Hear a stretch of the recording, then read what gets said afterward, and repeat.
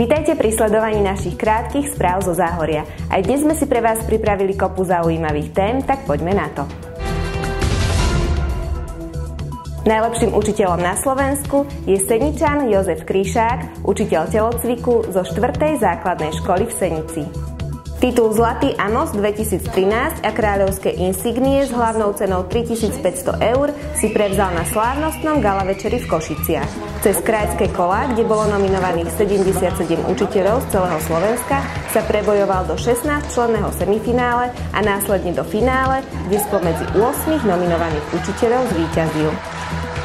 Ja si myslím, že v prvom rade bola tá súťaž o vzťahu medzi učiteľom a žiakom a trošku možno učiteľia by viac počúvali tie deti a tým pádom budú pre nich impulzom, aby mohli pracovať tak s deťmi a keď bude tá vzájomná spolupráca medzi deťmi a učiteľmi taká, tak sa bude aj ľahšie tým učiteľom učiť. V Moravskom Svetom Jáne zatvorila skvelým koncertom po 7 rokoch svoje brány prvá nefajčiarska kaviareň na Záhorí Mikafe Kultúrne centrum. Vítajte na tomto kare. My vám dnes budeme hrať do tanca aj na počúvanie. Ďakujeme za pozvanie, že tu môžeme byť medzi vami, sme tu dlho neboli. Počas svojho pôsobenia sa v Mikafe zorganizovali desiatky koncertov, výstav, divadelné predstavenia, letné kina a rôzne iné kultúrne podujatia.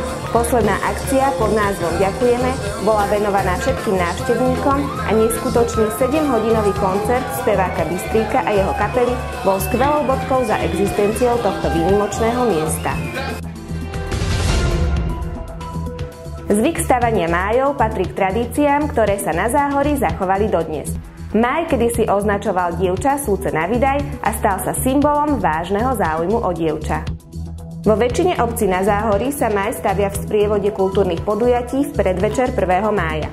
V mestách sú pripravené koncerty a zaujímavý kultúrny program na 1. máj.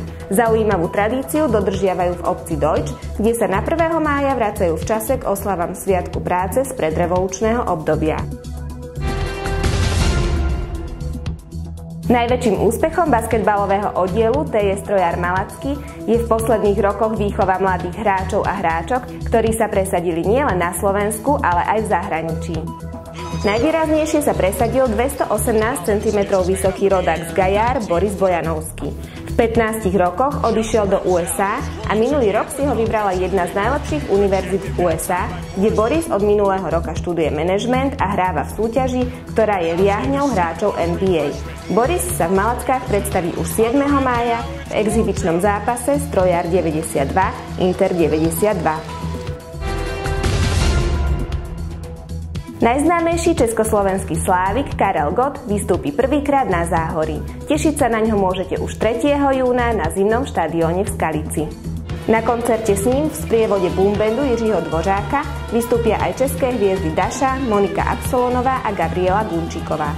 Vstupenky sú už v predpredaji v sieti Ticketportal v cene od 20 do 50 eur.